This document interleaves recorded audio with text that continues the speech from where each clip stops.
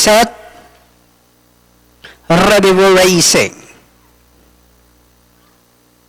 Racing just started with Yani no Iana moving up Coraggioso, Toscana, Rockstar comes next, si Barreto, while Heron is the early trailer by about 8 lengths of the leader. And going along for the first turn we have Coraggioso, by a length and a half. Rockstar in second, Yani no Iana is racing in third, and in fourth Toscana, si Barreto, while Heron is still racing in less.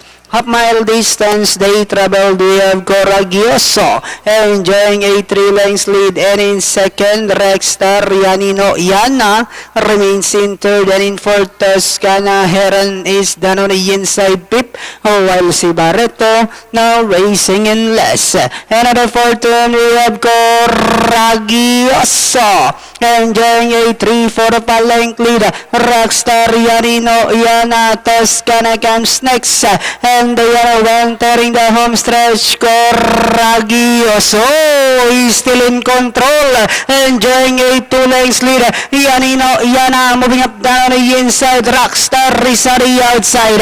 Last 100 meters we have Coraggioso, this time by about 4 lengths, and finally the curtain closer. Coraggioso, Yani no Iana, then comes Rockstar, si Barreto, Toscana, Heron. Número 3, Coraggioso, ridden by Kelvin Abobo, banderang tapos. Dan na segundo, 2, Yani no Iana, Rockstar, si Barreto.